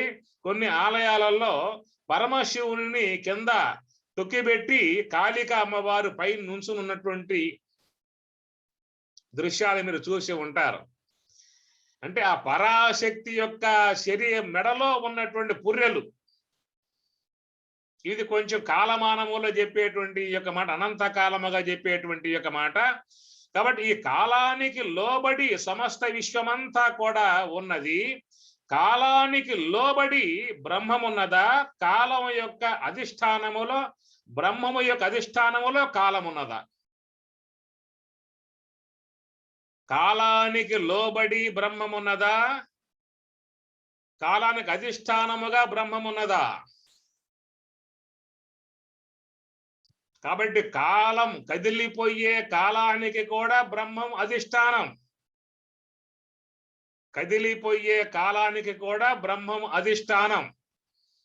కాబట్టి బ్రహ్మమునందు ఈ కాలం అనేది కల్పన మాత్రము. ఇక్కడ కాలం అనేది మనకు శుద్ధంగా అర్థం కావాలని చెప్పన్నట్లయితే ప్రతి ఒక్క వ్యక్తి యొక్క శరీరములో రోజుకి 21,600 సార్లుగా సంచరించేటువంటి ఏ శ్వాస అయితే ఉన్నదో ఆ శ్వాసయే కాలము. కలయతీతి కాలః. కనుక ఈ కాలం అనేటువంటిది విశ్వవ్యాపకమై ఉన్నప్పటికీ కూడా ప్రతి ప్రాణి శరీరములో ఈ శ్వాస అనేటువంటి విధానములో ఉన్నటువంటి దానిని కాలము అన్నారు. ఈ కాల గమనాన్ని బట్టి మన శరీరం యొక్క మార్పు అంతా ఏర్పడతా ఉన్నది. బ్రహ్మవేత్తలు అన్నప్పుడు వారు కాలాంతకులు. ఎందువల్ల? బ్రాహ్మీ అనుభవాన్ని పొందినప్పుడు కాలం లేదు. గమాగమస్తం గమనాది శూన్యం గచ్చన్ తిష్టన్ సదాకాలం వాయు స్వీకరణం పరం సర్వకాల ప్రయోగేన సహస్రాయురు భవే నరః. ఉత్తర గీత. ఎవరైతే ధ్యానములో ఎంతెంత నివృత్తి మార్గములో పైనుంచి శ్వాసను బ్రహ్మములో లయింపజేస్తారో వాళ్ళు కాలాన్ని జయించిన వారు, కాలాతీతులై ఉన్నటువంటి వారు. శ్వాస పూర్తిగా యోగ సమాధిలో ఆగిపోయి ఉన్నప్పుడు వాళ్ళకి శరీరములో ఏ మార్పు కలగదు. కాబట్టి శ్వాస గమనాన్ని బట్టే శరీరం యొక్క మార్పులను ఏర్పడతా ఉంటాయి. అందుచేత ప్రతి శరీరాన్ని కూడా మార్చి ప్రతి శరీరంలో పరిణామాలు పొందింపజేసే విధానముగా ఉన్నది ఏమిటని చెప్పారంటే ఈ శ్వాసనే కాలము. కాబట్టి ఈ కాలానికి అధిష్టానముగా ఉన్నది ఏమిటి అంటే బ్రహ్మము. అందువల్ల అకాల మృత్యుహరణం, సర్వవ్యాధి నివారణం, సమస్త పాప క్షయకరం, శ్రీ మహావిష్ణు పాదోదకం పావనం శుభం. చాలా మంది ఈ మంత్రాన్ని విని ఉంటారు. గుడికి పోయినప్పుడు, ఆలయానికి పోయినప్పుడు ఆలయంలో అర్చకులు ఆ తీర్థాన్ని మనకి ఇస్తూ ఈ మంత్రాన్ని చెప్పే విధానం ఉంటుంది. అయితే చాలా మంది గమనించరు. అయ్యవారు చెబుతాడు కానీ ఎవరో దాని మీద దృష్టి పెట్టరు. 3 సార్లు దోషట్లో పడిందా ఆ తీర్థం, నోట్లో పోసుకున్నామా, పరుగులు తీశామా. అకాల మృత్యుహరణం, సర్వవ్యాధి నివారణం, సమస్త పాప క్షయకరం అనేటువంటి విధానములో భౌతికంగా ఉన్నటువంటి భావం ఏంటని చెప్పనంటే, నాయనా భగవత్కృప వల్ల నీవు ఎలాంటి యొక్క అకాల మరణం పొందకుండా ఉందువుగాక అని అర్థం. ఈ తీర్థం తీసుకోవడం కారణముగా నీ దేహములో ఉన్నటువంటి వ్యాధులన్నీ కూడా మరి పోగాక అంటే తొలగిపోగా భావన. సర్వవ్యాధి నివారణం, సమస్త పాపక్షయకరం. శ్రీ మహావిష్ణువు తీర్థం తీసుకున్నావు కాబట్టి నీలో ఉన్న పాపాలన్నీ కూడా నీకు తొలగిపోతాయి అనేటువంటి ఒక సామాన్యముగా ఉన్నటువంటి భక్తిపరముగా ఉన్నటువంటి ఒక భావన. అది మనం మంచిగా స్వీకరించాల్సి ఉంటుంది, ఉదార భావనగా గ్రహించాల్సి ఉంటుంది. ఇది వ్యవహారమునకు సంబంధించినటువంటి యొక్క అర్థం అన్నమాట. అకాల మృత్యు హరణం, అకాల మృత్యువు. అకాలం అంటే ఏమిటి? ఎక్కడైతే కాలము లేదో అది అకాలం. నా కాలం అకాలం. అది ఎవరైతే మనస్సుని ఈ భూత సంబంధమై ఉన్నటువంటి సంబంధ ఆలోచనలకు కానీ భవిష్యత్తు యొక్క సంబంధమై ఉన్నటువంటి ఆలోచన భాగాల్లో కానీ పోనివ్వకుండా ఆ మనస్సుని ఈశ్వరాంశముగా ఉన్నటువంటి యొక్క శ్వాస యందు మాత్రమే ఉంచుతాడో, ఆ విధముగా ఉన్నప్పుడు మనస్సులో ఏ సంకల్పము లేకపోవటం కారణముగా ఎంతెంతైతే మనస్సు ఆగుతూ ఉంటుందో, నిశ్చలమవుతుందో, నివృత్తి మార్గంలో పయనిస్తుందో, లోనికి పోతుందో, ఆ మనసు అనేది నిశ్చలమై నిర్మలమై సంకల్పాలు లేకుండగా తన్మయత్వాన్ని పొందే కొద్దీ ఈ శ్వాస కూడా ఆగటం అనేది జరుగుతుంది. ధ్యానములో ఉన్నటువంటి వారికి ఇది అనుభవంలోకి వచ్చేటువంటి అంశము. కనుక మనస్సు ఆగే కొద్దీ శ్వాస కూడా ఆగుతుంది. కాబట్టి ఈ మనస్సు శ్వాస రెండు కూడా పూర్తిగా ఆగిపోయి ఉన్నటువంటి విధానాన్ని ఏం చెప్పారు? దాన్ని యోగ సమాధి అని చెప్పి అన్నారు. ఈ మాట మీకు సీతారామ సమాధంలో అమ్మవారు బోధిస్తారు. మనో అనిలములు చలనము ఉడుకక గాని గోచరము కాదు, అదియు బిందువు చాంచల్యమడుగకున్న నిశ్చలంబులు కావు వినిశ్చితాత్మ అని సీతమ్మ ఆంజనేయ స్వామితో చెప్పేటువంటి ఒక మాట. మనో అనిలములు చలనము ఉడుగక గాని గోచరము కాదు. నువ్వు ఏ యొక్క యోగ సమాధిని భావిస్తూ ఉన్నావో, ఏ బ్రాహ్మీ అనుభవాన్ని అపేక్షిస్తూ ఉన్నావో, అలాంటి యొక్క ఆ బ్రాహ్మీ అనుభవాన్ని నువ్వు పొందాలని చెప్పన్నట్లయితే మనో అనిలము చలనము ఉడుగక గాని, ఉడుగుట అంటే మనస్సు శ్వాస రెండు కూడా పూర్తిగా ఆగిపోయి ఉంటే తప్ప నీకు బ్రాహ్మీ అనుభవాన్ని కలిగే అవకాశం లేదయ్యా ఆంజనేయ అని చెప్పని సీతమ్మ చెప్తున్నటువంటి మాట. అందుచేత ఎప్పుడైతే ఈ మనస్సు అనేది భూతకాలం యొక్క సంబంధమై ఉన్న ఆలోచన భాగానికి భవిష్యత్కాల సంబంధమై ఉన్నటువంటి ఆలోచన భాగం వైపుకి లాగబడకుండగా కేవలం శ్వాస యందు మాత్రమే, శ్వాస అంటే కాలస్వరూపము, కాలం అంటే ఈశ్వర స్వరూపము, అటు ఈశ్వరుని యందు మాత్రమే మనస్సు ఉన్నప్పుడు ఆ ఈశ్వరుడు మనస్సుతో కూడా యోగ సమాధిలోకి వెళ్ళిపోయినప్పుడు అక్కడ శ్వాస పూర్తిగా ఆగిపోయి ఉన్నటువంటి విధానం. కాబట్టి శ్వాస మనస్సు రెండు ఆగిపోయి ఉన్న విధానముని యోగ సమాధిగా మహాత్ములు చెబుతున్నటువంటి మాట. ఇది మీకు ఉత్తర గీతలో కూడా వస్తాయి, శాస్త్రాలు చెప్పే మాట ఇది. అందుచేత నేను గతంలో చెప్పాను, మనస్సు మాత్రమే ఆగిందా అంటే సుషుప్తి అవస్థ అంటారు, శ్వాస మాత్రమే ఆగిందా అంటే మరణావస్థ అంటారు. ఈ రెండు అందరికీ లోకంలో అనుభవంలోకి వచ్చే అంశమే. కానీ మనస్సు శ్వాస రెండు కూడా ఏకకాలములో ఆగే విధానం ఎప్పుడు వస్తుందయ్యా అని చెప్పనంటే నీవు హంసతో చేర్చినప్పుడు, అది నీకు చేరి ఉన్న అంశము. ఎవరైతే ప్రయత్నపూర్వకంగా మనస్సుని తీసుకువచ్చి భూతకాలముతో చేరిపోయి ఉన్న మనస్సు, భవిష్యత్ కాలముతో చేరిపోయి ఉన్న మనస్సుని ఈ భూతకాలం వైపుకు పోనివ్వకుండగా, భవిష్యత్ కాలం వైపుకు పోనివ్వకుండగా దానిని పట్టగలిగితే, హంసతో పెట్టగలిగితే, ఈ హంస మనస్సు రెండు కూడా ఎక్కడైతే సుషుమ్నాయందు బ్రహ్మమునందు లీనమవుతాయో ఆ బ్రహ్మములో లీనమై ఉన్నటువంటి విధానమే అకాలం. అకాలం మృత్యుహరణం. వాళ్ళు ఏమంటారు బ్రహ్మవేత్తలని? మృత్యుంజయులు. వాళ్ళకి మృత్యువు లేదు, బ్రహ్మముగా ఉన్న విధానం జ్ఞాని. కాబట్టి ఈ మృత్యువు అనేది దేహమునకు సంబంధించిన అంశమా, బ్రహ్మమునకు సంబంధించిన అంశమా? ఈ మృత్యువు అనేది దేహాన్ని కబలిస్తుందా, బ్రహ్మమును కూడా కబలిస్తుందా? కాబట్టి మృత్యువు అనేటువంటిది కూడా చేతనాత్మకముగా అయింది అంటే అది బ్రహ్మము యొక్క అనుగ్రహం. బ్రహ్మ చేతనమును ఆశ్రయించే మృత్యువు కూడా చైతన్యమును పొంది వ్యవహరించేదిగా ఉన్నది. అందుచేత బ్రహ్మజ్ఞానికి మృత్యువు లేదు అంటే అర్థం ఏమిటి? బ్రహ్మము నశించే వస్తువు కాదు. ఈ నశించటము అనేది దేని యందు ఉన్నది?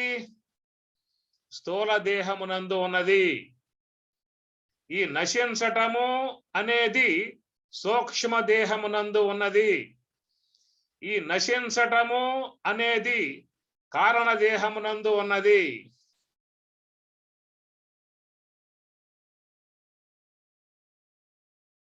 మూడు పోయాయి. అయితే మన పరిధిలో స్థూల దేహం వరకు మాత్రమే పోవటం లాంటి అంశము వరకు చేరి ఉన్నది. ఎవరి విషయంలో? మన విషయంలో స్థూల దేహం వరకు మాత్రమే పోయే విధాన అంశము మన వరకు కలిగి ఉన్నది. అదే బ్రహ్మజ్ఞాని విషయంలో సూక్ష్మ దేహము కూడా అంతరించేదిగా, కారణ దేహము కూడా అంతరించేదిగా, ఈ సూక్ష్మ దేహము కారణ దేహము ఈ రెండూ కూడా నశింపగలిగితేనే దానిని మోక్షము. సూక్ష్మ దేహము కారణ దేహము ఆ రెండు నశింపకుండగా ఉంటే మోక్షము అనే అవకాశాలు ఏమైనా ఉన్నాయా? వింటున్నారా? కాబట్టి స్థూల దేహం వరకు నశించే విధానము లోకములో అందరికీ కూడా సాధారణంగా ఉన్న అంశమే. కానీ బ్రహ్మజ్ఞాని విషయంగా చూసినట్లయితే ఆయన సూక్ష్మ దేహాన్ని నశింపజేశాడు, కారణ దేహాన్ని నశింపజేశాడు. యస్య సర్వే సమారంభాః కామ సంకల్ప వర్జితాః జ్ఞానాగ్ని దగ్ధ కర్మాణం తం ఆహుః పండితం బుధాః. బ్రహ్మ జ్ఞానాగ్ని ద్వారా సూక్ష్మ దేహాన్ని నశింపజేశాడు. స్వరూప సాక్షాత్కార జ్ఞానము చేత అనాదిగా ఉన్నటువంటి కారణ దేహము అజ్ఞానాన్ని కూడా నశింపజేశాడు. ఈ రెండు కూడా నశింపబడి ఉన్నటువంటి విధానమే బ్రాహ్మీ స్థితి. ఏషా బ్రాహ్మీ స్థితి పార్థ నైనాం ప్రాపి విముహ్యతి స్థిత్వాస్యాం అంతకాలేపి బ్రహ్మ నిర్వాణమృచ్యతి. స్థిత్వాస్యాం అంతకాలేపి, గొప్ప పదం ఇది.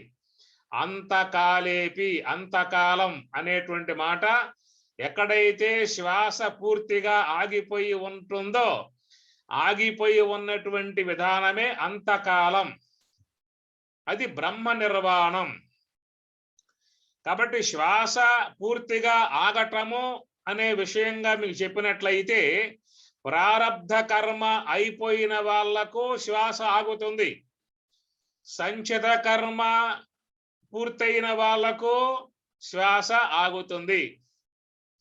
ప్రారబ్ధ కర్మేమో స్థూల దేహాశ్రయంలో ఉంటుంది, సంచిత కర్మేమో సూక్ష్మ దేహాశ్రయంలో ఉంటుంది. కనుక ప్రారబ్ధ కర్మ అయిపోవటంతో స్థూల దేహం పోతుంది లోకములో అందరికీ. సంచిత కర్మ అయిపోవటంతో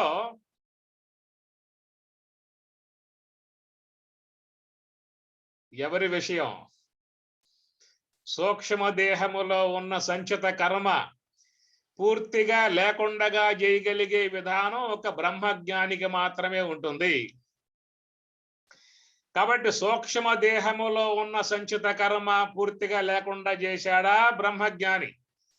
కేవలం స్థూల దేహములో ఉన్నటువంటి ప్రారబ్ధ కర్మ అయిపోయిందా, ఈ దేహం వరకే పోతుంది. దాని బ్రహ్మంగారు ఏమన్నారు?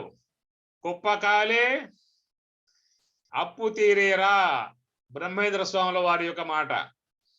ఆకాశాన కుంట నిండి, కుంట నిండి పంట పండే, కోత కోసి కుప్ప వేసేరా, యా గంటిలింగ కుప్ప కాలి అప్పు తీరేరా.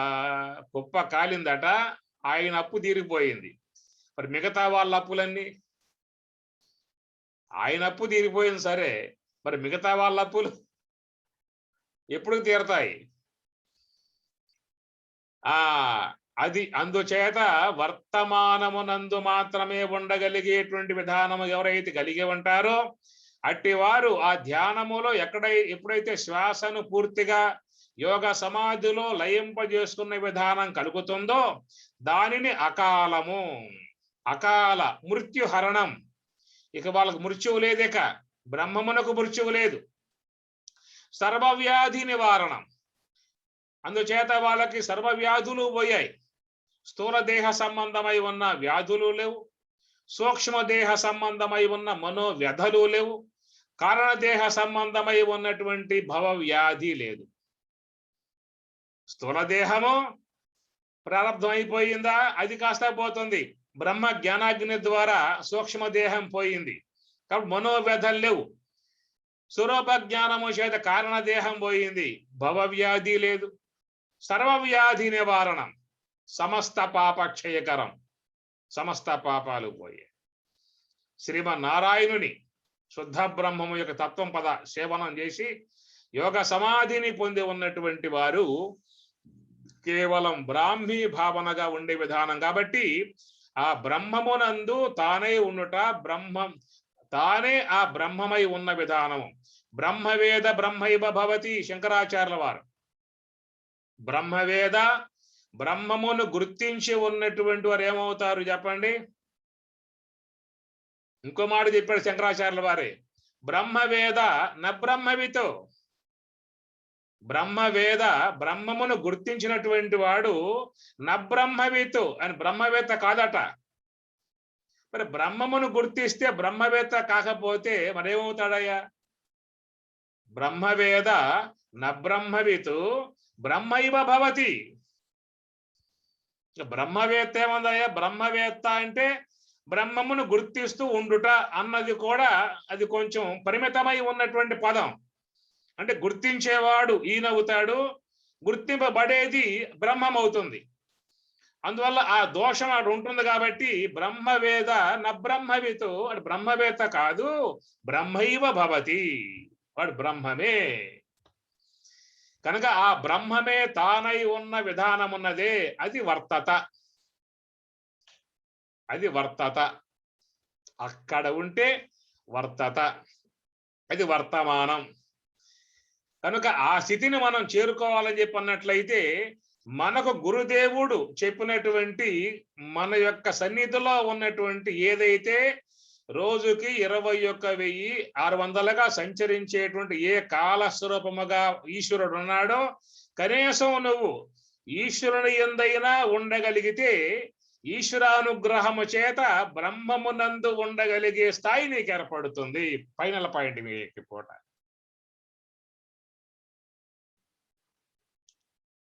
ప్రతి శరీరములో శ్వాస రూపముగా కాలరూపముగా ఉన్నటువంటి ఆ కాళేశ్వరుడు ఎవరైతే ఉన్నారో ఆ కాలుని యందైనా నువ్వు ఉండగలిగితే ఈశ్వరానుగ్రహము చేత నీవు బ్రహ్మమునందు ఉండగలిగేటువంటి యొక్క స్థితి నీకు కలుగుతుంది.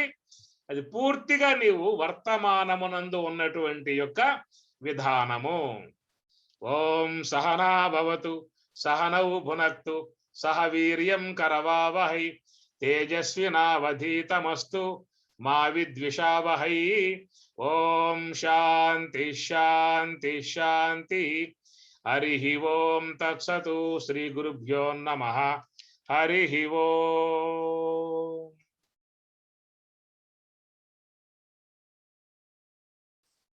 ఆ స్థితిని ప్రసాదించండి స్వామి. విరిన్నా మేమెంత ప్రయత్నం చేసినా రాదు ఉంటుంది. నమ్మకం కలగలేదు మనకేంటంటే చాలా వరకు మన భావన పుట్టుక నుంచి కూడా ఒక ప్రకృతి సంబంధమై ఉన్నటువంటి ఈ దేహము కావచ్చు, భౌతికమై ఉన్నటువంటి వస్తువులు కావచ్చు, వాటి మీద మనస్సు బాగా ప్రసరించింది.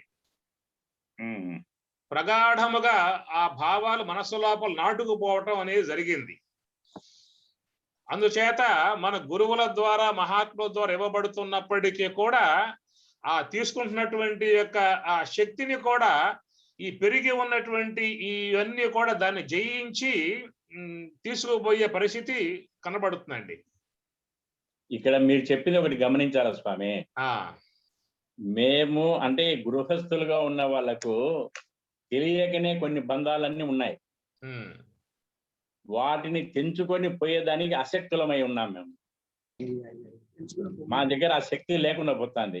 ఏది ఎట్టు చేయాలనేది కూడా ఈ బంధం చాలా గట్టిగా ముడేస్తుంది స్వామి. ఇది తెంచుకొని పోలేము. ఇంకా భార్యను తెంచుకోలేము, భర్తను తెంచుకోలేము, కుటుంబాన్ని తెంచుకోలేము, చేసే వ్యవహారాన్ని తెంచుకోలేము. ఎన్ని తెంచుకోవాలంటే కంటే మీలాగా మేము కూడా అన్ని ముందు త్యజించాలి.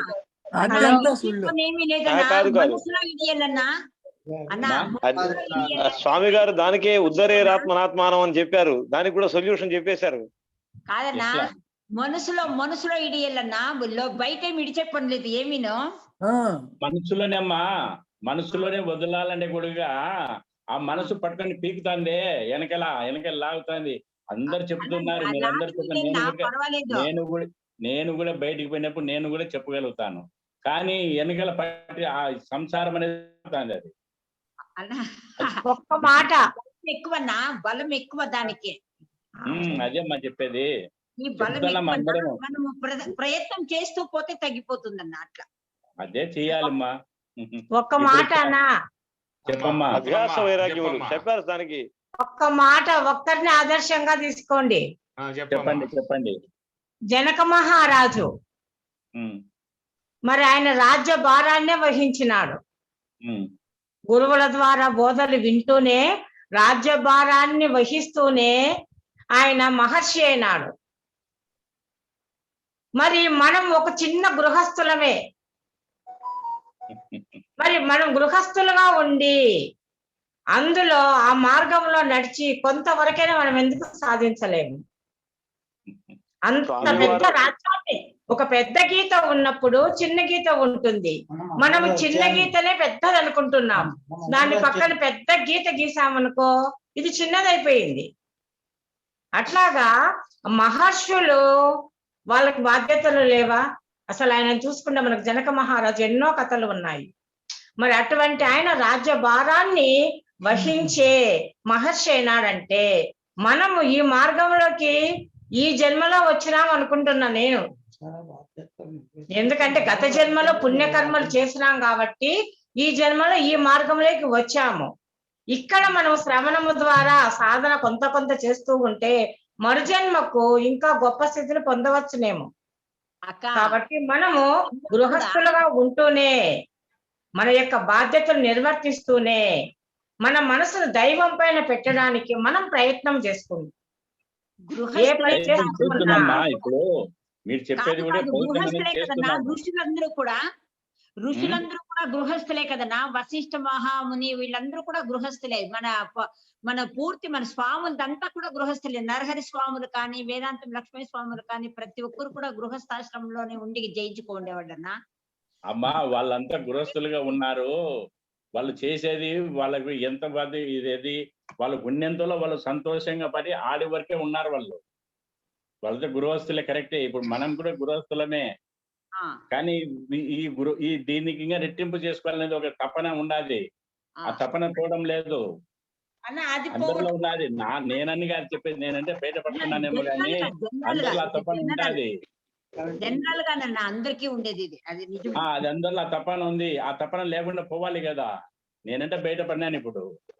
అయ్యో మీరేం కాదన్న, ప్రతి ఒక్కరు పడతారన్న. టైం వస్తే అందరూ చెప్పుకోవాల్సిందే. ఇక్కడ ప్రధానాంశంగా చూసినట్లయితే ప్రభాకర్ గారు ఏమిటంటే మనిషి సహాయ జీవి మొదటి పాయింట్. తోడు అనేది అవసరము. కనుక మన సమయాన్ని మనం గమనించటము. ఇప్పుడు మనం చెప్పుకున్నట్లుగా మనస్సుని భూతకాలం వైపుకి భవిష్యత్ కాలం వైపుకి పరుగులు తీసేదిగా ఉన్నటువంటి దాన్ని మనం ఏ కోశాన దానిని మన అధీనంలోకి తెచ్చుకునేటువంటి విధానములో కొంత ప్రయత్నం జరగాల్సి ఉంటుంది. రెండవది ఏంటంటే మనకు సమయములు చాలా ఉన్నాయి. ఉదయం లేచింది మొదలు పడుకోబోయేదాకా అనేక సందర్భాలలో మనకు సమయములు మన వద్ద ఖాళీగా ఉన్నాయి. ఆ ఖాళీగా ఉన్న సమయాలలో మనం ఏం చేస్తున్నాము అని చెప్పనంటే ఏదో రకమైనటువంటి యాసంగాలు పెట్టుకుంటూ ఉన్నాం. ఏదో రకంగా ఎవరో గురించో మాట్లాడటం కానీ ఇంకేదో మాట్లాడటం కానీ అవన్నీ కూడా గమనించినట్లయితే మనం మన సమయాన్ని కూడా తీసుకోవచ్చు. మనం ఆ గ్యాపులను ధ్యాన మార్గంలోకి ప్రవేశింపజేయవచ్చు. కనుక ఈ సమయాలు మనం గమనిస్తూ గనక ధ్యానాన్ని పెంపొందింపజేసుకుంటూ పోయినట్లయితే మనం అనుకున్నటువంటి లక్ష్యంలో కొంతవరకు పయనించే అవకాశం మనకి ఏర్పడుతుంది. మనకున్న సమయములు మనం గమనించాలి. మన మనస్సు పయనించేటువంటి యొక్క పోకడను మనం గమనించాలి. చేయగలిగితే మనం కొంతవరకు ఆధ్యాత్మిక పక్షములో ఎక్కువ మార్గం, ఎక్కువ అడుగులు పడే అవకాశం ఉంటుంది.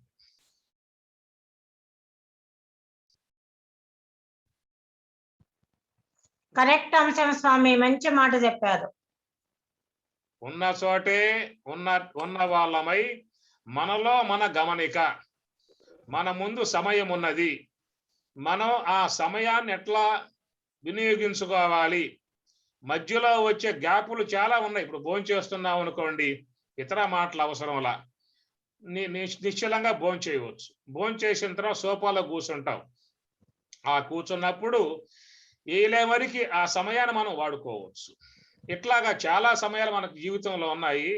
వాటిని మనం ఈ వైపుకు తిప్పుకుంటూ కనుక పోగలిగితే మనం ఆధ్యాత్మిక ధ్యాన విధానంలో ముందుకు పోవడానికి మంచి అవకాశం కూడా ఏర్పడుతుంది. ఆ గమనిక మనలో రావాలి. ఏ మారాము అంటే మన మనస్సుని గతం లాగేసుకుంటుంది, వర్తమానం ఆ భవిష్యత్తు లాగేసుకుంటుందండి. ఆ రెండు లాగేసుకుంటున్నాయి అన్నమాట.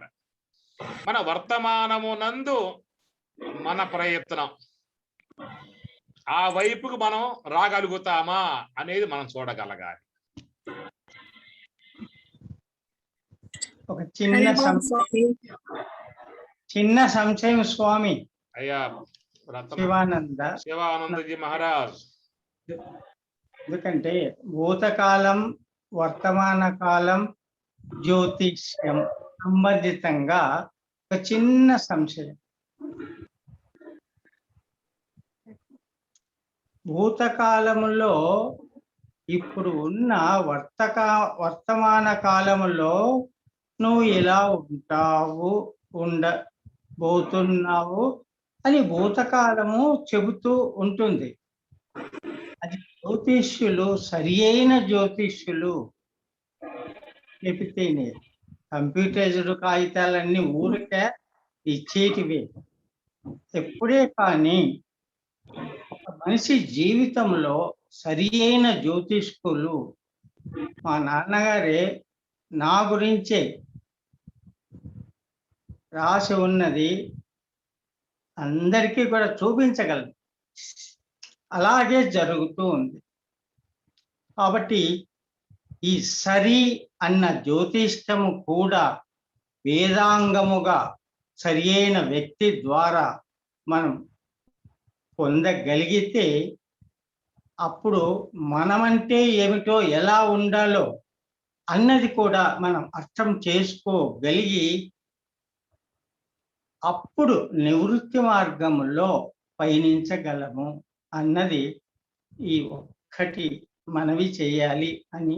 అయ్యా శివానంద, ఇందాక ఒక ఆగంతుకంగా ఒక జ్యోతిష్ శాస్త్రాంశాన్ని మనం ఉదాహరణకి ఏదో సందర్భాన్ని బట్టి భవిష్యత్తు యొక్క కాలానికి కొంచెం దగ్గరగా ఉన్న అంశముగా చెప్పుకున్న అంశం అది తప్ప అది ప్రధానమైనటువంటిది మన ప్రసంగంలో ప్రధానమైన అంశము కాదు. ప్రధాన అంశం ఏంటంటే గురుసూటి, స్వామి గారు చెప్పినటువంటి గురుసూటి అన్నటువంటి అంశానికి దగ్గరగా ఉండగలిగేటువంటి విధానం మనకి ఎంతవరకు ఏర్పడుతుంది, ఎంత సమయాన్ని మనం ఎంత విధానములో స్పెండ్ చేయగలుగుతాము అనేటువంటిది. మన భూతకాలం వైపు సమయాన్ని స్పెండ్ చేస్తూ ఉన్నాం, భవిష్యత్ కాలం వైపు స్పెండ్ చేస్తూ ఉన్నాం. కానీ గురు దేవుడు ఇచ్చినటువంటి ఏ సూటి ఉన్నదో ఆ సూటి విధానములో మనం ఎంతవరకు మనం మన కాలాన్ని వినియోగింపగలుగుతాం అనేటువంటిది ప్రధాన అంశం ఇక్కడ. అది ప్రధాన. ఇంకో రెండో పక్క బౌద్ధిక అది. అందుచేత సరే ఈ పూట విషయాలు మననం చేసుకోండి. చెప్పింది ఒకటే, గురుదేవుడు గురుసూటి, అదే వర్తమానం. అక్కడ ఉన్నావు అంటే నీలో నిన్ను ఉంచే విధానం ఆ గురుసూటికి ఆ శక్తి ఉన్నది. నీలో నీవు, నీవే అదిగా, అదే నీవుగా. పూజ చేయ చేయ పూజారి తానాయే, పూజ్య వస్తువెన్న భువిని తానే. ఏడ పూజ చేయ ఎల్ల దిక్కులు తానే, తానే నేను నేనే తాను ఏమా.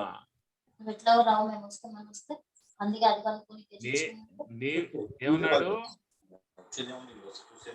పూజ చేయ చేయ పూజారి తానాయే అనగా ఈ సోహం భావ ధ్యానం చేసేవాడు ఆ తర్వాత ఏమైపోయాడు అంటే పూజారి బ్రహ్మమే తానే అయిపోయాడు. ఎడ పూజ చేయ ఎల్ల దిక్కులు తానే, తానే నేను, నేనే తాను వేమ. ఇది చాలా సూటిగా ఉన్నటువంటి మాట, వేమన చెప్పినటువంటిది. దానికోసముగానే మనం చేస్తున్నటువంటి ఈ యొక్క ప్రయత్నంలో ఉన్నటువంటి భాగం. హరి ఓం తత్సత్. ఓం శుభాశిష్యులు శుభమస్తు. జ్ఞానప్రసూనాంబ సమేత శ్రీ కాళహస్తీశ్వర స్వామి వారి కృపానుగ్రహ ప్రాప్తిరస్తు. అలివేలు మంగ సమేత పద్మావతి సమేత శ్రీ వెంకటేశ్వర స్వామి వారి కృపానుగ్రహ ప్రాప్తిరస్తు. పూజ్య మహాత్ముల అనుగ్రహ ప్రాప్తిరస్తు. బ్రహ్మజ్ఞాన ప్రాప్తిరస్తు. జ్ఞానానుష్ఠాన ప్రాప్తిరస్తు. సన్మంగళాని భవంతు. ఆయుష్యమస్తు. ఆరోగ్యమస్తు. సర్వే జనా సుఖినో భవంతు. లోకా సమస్తా సుఖినో భవంతు. ఓం శాంతి శాంతి శాంతి.